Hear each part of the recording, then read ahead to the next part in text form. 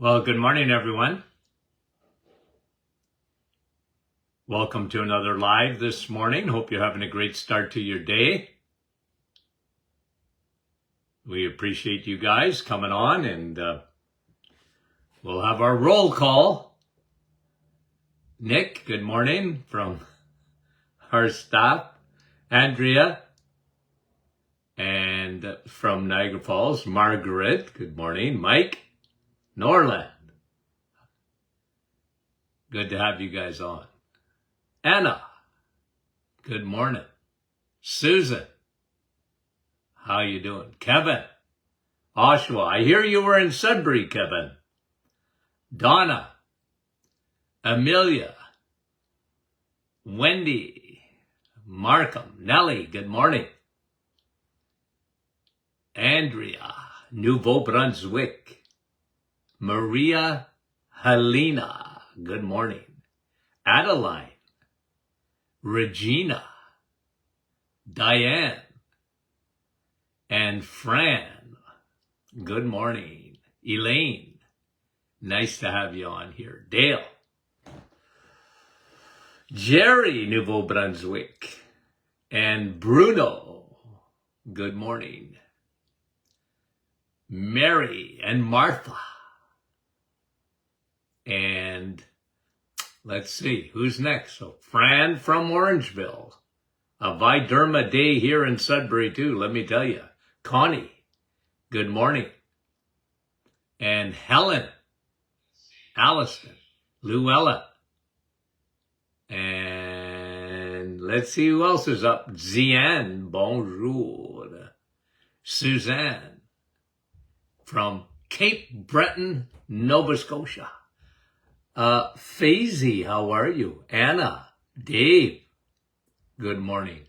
Alan, and Kim from Timmins. Good morning, Kim. Yolande, La Vallée, Donna, Park Hill, Janice, Diane, good morning from LaSalle. Jeanette, good morning. Pamela, we appreciate you. Georgie, Halifax, Nova Scotia. Chantal, bonjour. James and Sherry. I'm not singing. I feel like it.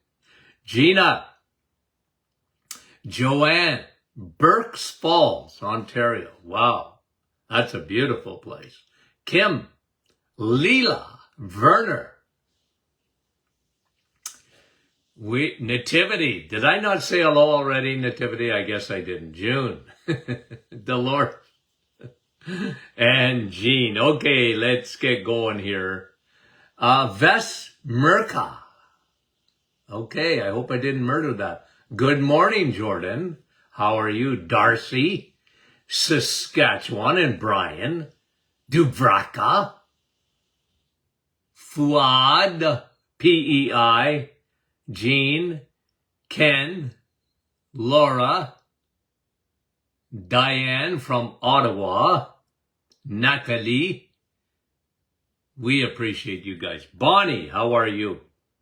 And Veronica, nice to have you on. IT, Unionville. Okay, guys, we're going to do a little bit of hodgepodge this morning as we, like I was saying to you the last time, I was thinking about doing a hodgepodge Monday, meaning studies that I read over the weekend, articles that pertain to our health. I find kind of flag them and let's talk about a few. Here's a couple. Now, guys, I got to post this. Coffee. Another win for coffee. Another win. Okay? And the article is coffee byproducts 500 times more powerful than vitamin C. See? S-E-E-C? That vitamin C? The real one? Is coffee. Do you want to hear the headline again? coffee byproducts 500 times greater than the other vitamin C. Haven't I told you that? Now you think I'm biased about coffee. Well, maybe I am. I was one of the original defenders of coffee when, believe you me, there was no one defending coffee. Coffee's acidic, coffee's bad, coffee's this, coffee will dehydrate you, coffee blah, blah, blah, you know? And I used to be the defender of coffee. When there wasn't anything in it for me other than to tell you how good coffee was for you. Now you guys, if you've followed me for any length of time, know that that's true. What am I doing right now? Drinking my coffee 500 times more powerful than vitamin C, the other vitamin C, ascorbic acid. And I know a lot of people like ascorbic acid. Well, good for you. There's a couple of ways I like ascorbic acid. Never on its own, unless you're putting it in an IV. And I got no problem with that. I wonder if we could IV coffee. Probably be more effective. But isn't that interesting? And so, enjoy. Now, don't ruin your coffee. Don't ruin it. Don't put milk in it. Don't put sugar in it. And don't put artificial sweeteners in it. You're ruining the coffee. You're ruining the benefits of the coffee. You have my permission. Some cream. The heavier, the better.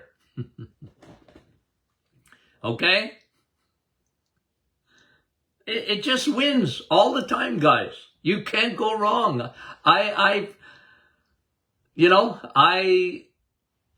preach it and preach it and preach it. And I'm telling you, the more research they do on coffee, the better it is, guys. It's from every kind of cancer to the benefits of a liver, to your liver.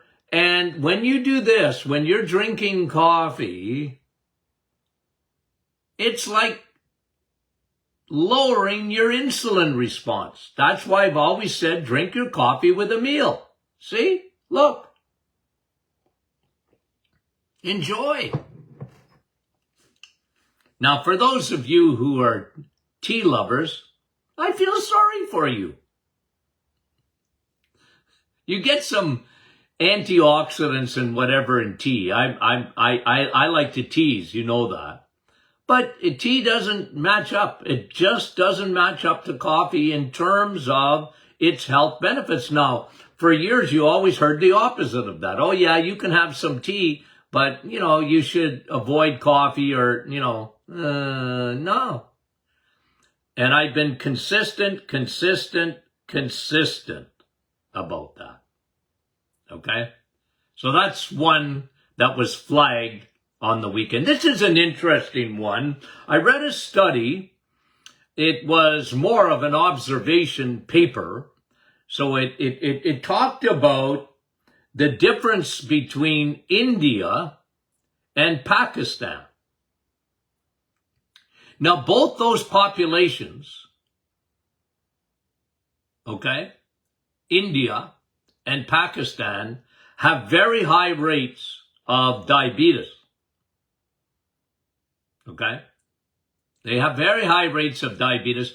But you know what? The way I look at the world today, there's very few populations that got low levels of diabetes because people insist on loading up with carbs. I often talk to my indigenous friends, First Nations, here in Canada. I did so many seminars and education for them. They liked me because they found me funny. Okay? Because I would tease them all the time. You know me, I love teasing. I would say, you know what? The white man's trying to kill you. We already took your land, so now we're trying to wipe you out. And they'd look at me like I had two heads. What? What are you talking about? I said, well, you're eating our diet. Go back to the way you used to eat. You got bad genetics. You're very susceptible to diabetes. You need to live off the land again. And I would explain to them that when you eat, you know, what I call the white man's diet, it really isn't just the white man, but it's true. When you eat the North American diet, look at African Americans, okay? They got diabetes coming out the wazoo. But 80% of the population of the African American or higher is obese. It's food. Food plus genetics, not good. It's a double whammo. And I was explaining to someone yesterday, I said, you see this face? I look like my dad. It's scary to me. I mean, they didn't call me Tony Jr. for nothing. I look like my dad. But my dad was diabetic. My grandfather was diabetic. We got lots of diabetes in our family. So, guess what? Genetics is a factor. Oh, for sure, it's a factor. But I've always said this. You can override your genetics. You may have weaknesses in your family tree. Look it up. Cancer, heart disease, whatever. Diabetes. Look it up. That's all right. I'm not against genetics. I'm not against that.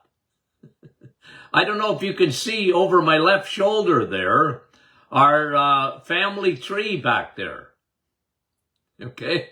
Now, I don't know how far diabetes went back on the Martin side, but I know my grandfather and I know my dad. And I look like my dad. And I got to be careful. But listen to this study. So even though Pakistanis and Indians, Asians,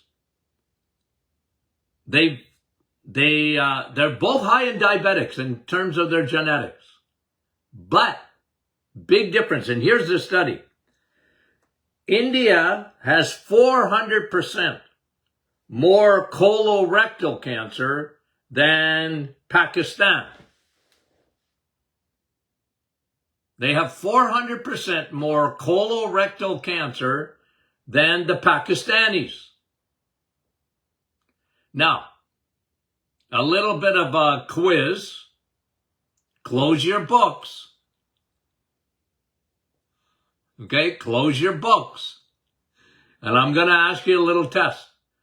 Why? Why does India have 400% more colorectal cancer than people living right across the border in Pakistan? Let's see. I'm waiting. Okay? I'm waiting. It's interesting. It's interesting. The correlation, like I said, both populations have a very high diabetic rate. India and Janet Rice. Yep, to some extent.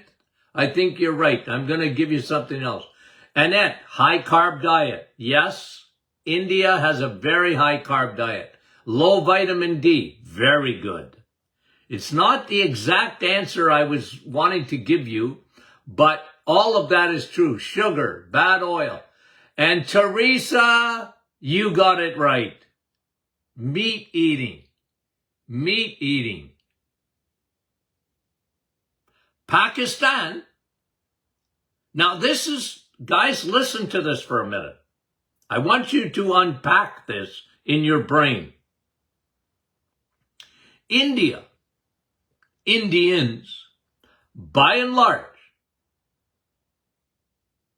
and because it's a religious thing, generally, eat much less meat than their Pakistani neighbors. Pakistan is almost 100% Muslim population. Muslims eat meat. They're very high on meat. It doesn't mean they don't get diabetes, because they have high rates of diabetes.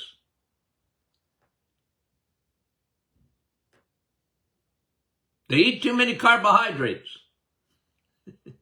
But compared to Indians from India, in terms of colorectal cancer, because you guys are going to hear this over and over and over again. It will not stop.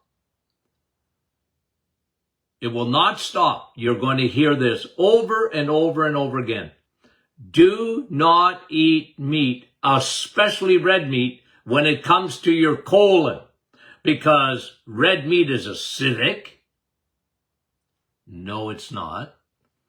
Red meat's no good for you. You don't digest red meat, and it's bad for your bowel, and you need fiber, fiber, fiber, fiber. No, you don't. It's fake news. And Pakistanis eat much more meat than their Indian neighbors.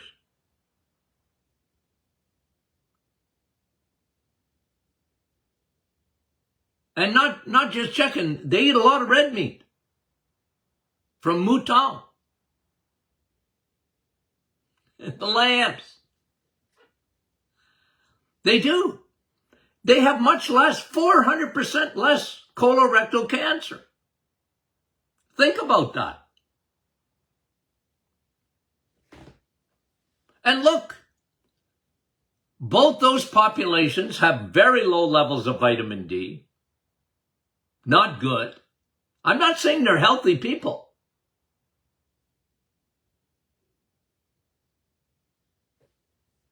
But as far as colorectal cancer, and guys, I've been saying this for so long about colorectal cancer, which is, it's a cancer that's going in a graph like this, like up, up, up, up, up every year, colorectal cancer. And at one time, colorectal cancer was unheard of in young people. The good thing about being my age is I've been around a long time. I can tell you in the 1970s, the 1980s, even into the 1990s, colorectal cancer doesn't mean we never heard about it. Of course we did. It was a rare cancer compared to what it is today. And today, it's what's so scary about colorectal cancer is the amount of it in young people. It's frightening. But what's happened? We're carbaholics. We're carbaholics. And we don't eat enough meat. Now, that may not be popular, but that's true. Now, there's environmental factors, there's other. But colorectal cancer, I've said it, since the introduction of high fructose corn syrup, especially in the bowel, let me say this. The worst sugar The worst sugar. It's not only high fructose corn syrup, but the worst sugar is when you drink sugar. Drinking sugar is the worst thing you can do. Not only for diabetes, not only for obesity, not only for fatty liver, not only for, high triglycerides and low HDL, and drinking sugar is the worst thing you can do. You're not meant to drink sugar. You were meant to eat fruit. You can eat fruit. Don't drink it. And don't drink man-made sugar, high fructose corn syrup. And it's unreal what that does to colorectal cancer. Now, one of the antidotes to it is eating meat. And not just chicken, red meat. What have I said? What do I say? What will I keep saying? Cancer hates steak. It hates it. Your body loves it. It loves it. Why? The amount of power-packed nutrition in red meat. Power-packed. And remember, high DHA. You know how big I am on omega-3, especially the DHA. Study after study, I sent a study last night. Let me see if I can find it. I think I flagged it here. I was going to talk about it this morning, but I sent this to Tony Jr. last night, just about high DHA. Okay, let me see if I got it. Yes, here it is. Here it is. I found it. On my iPad. Wow. Usually takes me hours. Okay? Red blood cell DHA is, I'm reading you the headline. Red blood cell DHA is inversely associated with the risk of incident of Alzheimer's and all-cause dementia. DHA, high DHA. Well, you get DHA in the animal kingdom. Fish and steak. Fish and steak. Steak and fish.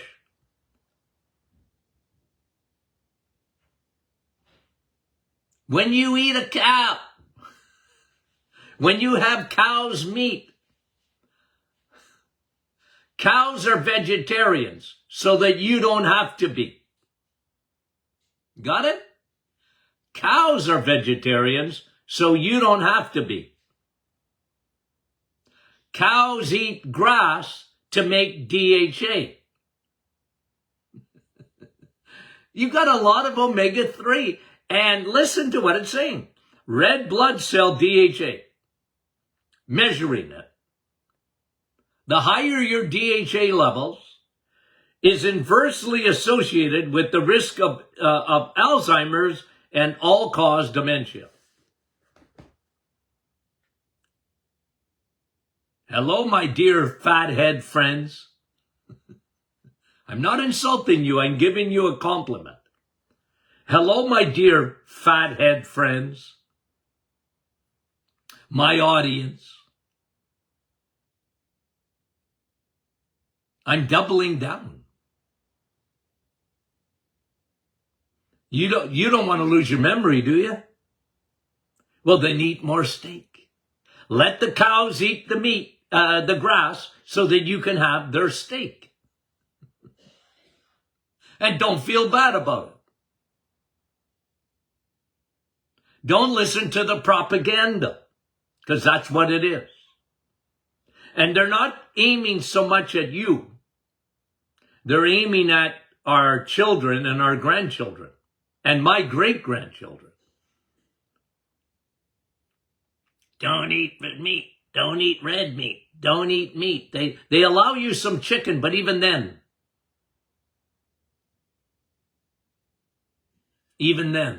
And guys, I know, okay? Because some people I know, if I scroll down, some people are going to come back at me based on this. Well, Dr. Martin, it's what they put in the meat. And here's what I tell you every time. I'm not saying we live in a pristine world. We certainly don't. But I don't care if you eat organic vegetables or whatever. You're still, you ain't getting away, my friend. You ain't getting away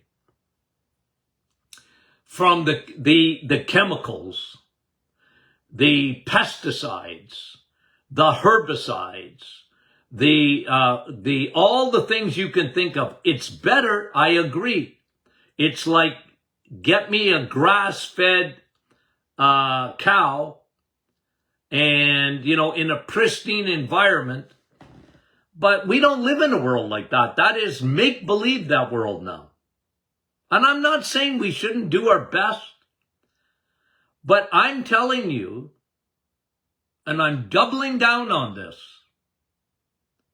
the best thing you can do for yourself is to cut out sugar and eat more meat.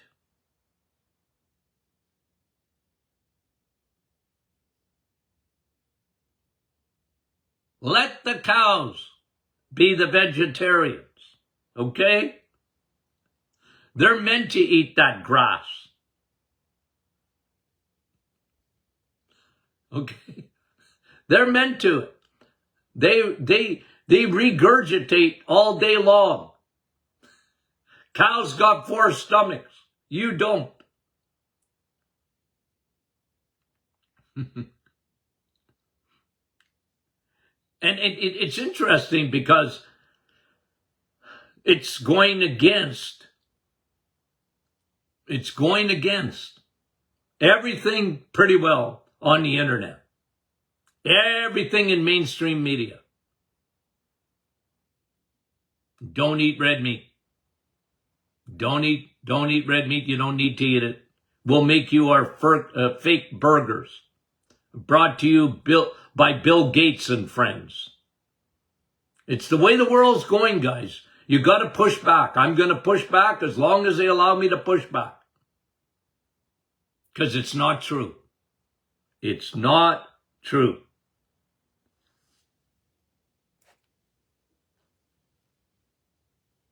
You need red meat. Because you're not going to get, there's things in there. I talked to you about DHA. But again, just always repeat.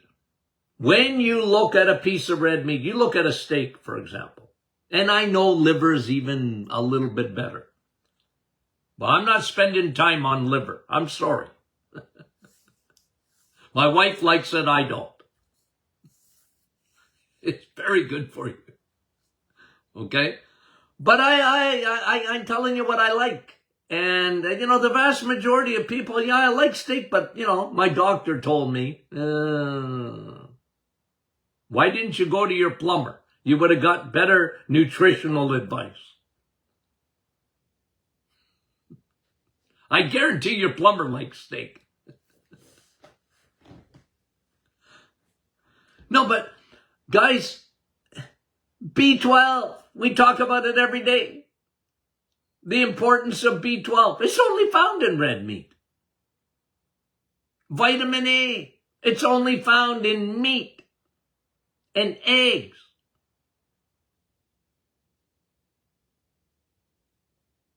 Your amino acids. The most complete. The most bioavailable. You need that. You need that. So remember that. Okay? Remember that. And when you're, when you eat a steak, and I'll give you a chicken too, as long as you promise me to eat the skin. What happens when you eat that? Your insulin, your insulin's taking a break. It really is. It's not that you're not using it, but you'll never get insulin resistance from eating a steak, ever. You won't get it.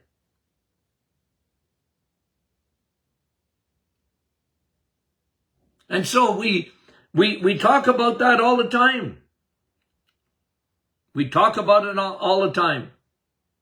And one of the things that's happening, you guys know me, I always talk about these chronic diseases that have been sort of left on the wayside with all the talk of this virus over the last couple of years. We sort of forgot about chronic diseases. But when you look at the cancer rates, cancer, like heart disease is still number one, but believe you me, when you look at the statistics, that cancer is coming right up its tail as far as the numbers of people dying. Heart disease is still number one, but believe you me, cancer rates are right on its tail. And guys, the vast majority of chronic diseases come to you via food and choices you make in food. Don't be duped. Don't be duped. You can't control everything in life. I understand that. The statistics are pretty clear. All of us are going to die. I get that. But you got to understand nutrition. And you got to understand nutritionally dense foods. Your cells love it, and cancer hates it. And insulin resistance, high circulating insulin is a huge, huge, huge factor. And then you have two populations, getting back to that original study, okay, on India and Pakistan. You have two populations that diabetes is high, but what seems to help is the consumption of meat in the Pakistani population. Interesting, isn't it? Take your vitamin S. It's anti-cancer. Vitamin S, steak, and any red meat. Okay, you guys know me. I keep it simple, stupid. Me, I'm stupid. I gotta keep everything simple for me. Okay, so when I classify steak as a vitamin, I mean it. I mean it. Okay. A little bit of hodgepodge. Monday. Oh, that vitamin S.